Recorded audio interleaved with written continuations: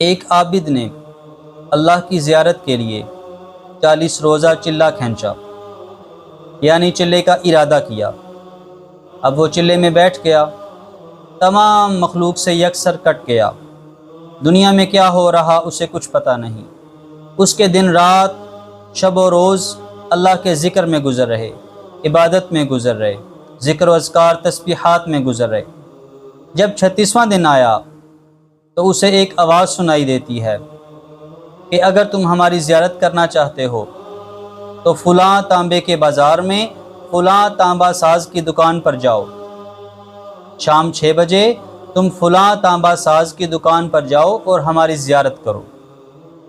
یہ شخص تھا، یہ عابد تھا جو چلہ کر رہا تھا، یہ مقررہ وقت سے پہلے ہی اس جگہ پر پہنچ گیا اور جا کر اس دکان کو ڈھونڈنے لگا، اس تانبا ساز کو ڈھونڈنے لگا۔ وہ کہتا ہے کہ میں نے ایک بوڑھی عورت کو دیکھا جس کے ہاتھ میں ایک تانبے کا برتن تھا اور وہ ہر دکان پر جا رہی تھی، ہر تانبا ساز کے پاس جا رہی تھی اسے بیچنے کے لیے۔ وہ ایک شخص کے پاس گئی اور کہا کہ میں یہ تانبے کا برتن بیچنا چاہتی ہوں، کتنے کا لوگے؟ اس نے کہا، دیکھا اور اس نے کہا کہ اس کے 4 ریال ملیں گے۔ اس نے کہا نہیں۔ اس نے برتن اپنا لیا، دوسری دکان پر چلی گئی اور وہاں جا کر بھی دکھایا برتن۔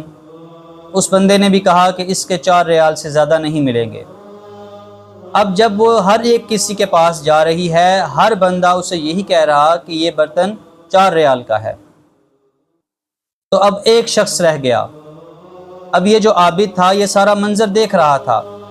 وہ بوڑھی عورت اس شخص کے پاس گئی اور اسے جا کے برتن دکھایا کہ یہ برتن میں بیچنا چاہتی ہوں، کتنے کا لوگے؟ میں سب کے پاس گئی ہوں، ہر بندہ یہ 4 ریال کا کہہ رہا ہے، تو میں اسے 6 ریال میں بیچوں گی۔ اس شخص نے کہا کہ آپ 6 ریال میں کیوں بیچیں گی؟ تو اس بوڑھی عورت نے اپنی دل کی بات بتاتے ہوئے کہا کہ میرا جو بیٹا ہے وہ بیمار ہے، ڈاکٹروں نے، حکیموں نے اس کو نسخہ لکھ کر جو دیا ہے نا، وہ نسخہ 6 ریال کا آئے گا، تو اس لیے میں یہ برتن 6 ریال کا لوں گی۔ اب اس شخص نے دیکھا، اس نے کہا ٹھیک ہے میں آپ سے یہ برتن خریدوں گا، لیکن میں آپ کو یہ 25 ریال میں آپ کو جو ہے نا آپ سے خریدوں گا یہ برتن۔ اس بوڑھی عورت نے کہا کہ کیوں بیٹا میرا مذاق اڑا رہے ہو؟ انہوں نے کہا نہیں، میں آپ کا مذاق نہیں اڑا رہا، میں حقیقتاً میں آپ سے یہ 25 ریال کا لوں گا۔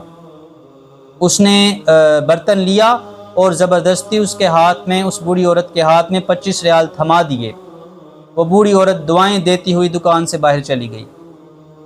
اب یہ جو عابد تھا نا، یہ اس دکان والے کے پاس آیا اور کہا کہ صاحب لگتا ہے کہ آپ کو کاروبار کرنا نہیں آتا۔ یہ بوڑھی عورت سب کے پاس گئی ہے، ہر ایک نے اسے بتایا ہے کہ یہ برتن جو ہے وہ 4 ریال کا ہے، تو آپ نے 4 ریال کا برتن 25 ریال میں خریدا ہے۔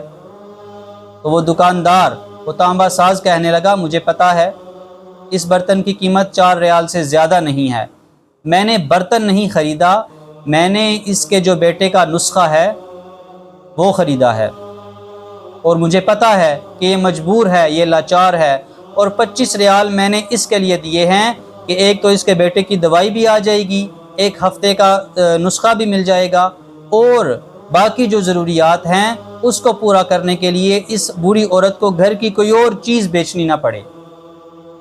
جب یہ سنا تو وہ بندہ، وہ جو عابد تھا، وہ چلہ کرنے والا تھا، وہ بڑا حیران ہوا، وہ بڑا پریشان ہوا۔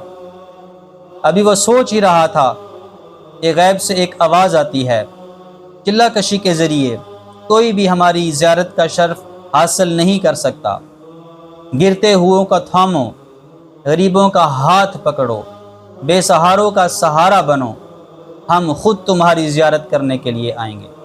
وَهُوَ مَعَكُمْ أَيْنَمَا كُنْتُمْ، تم جہاں پر ہو وہ تمہارے ساتھ ہے۔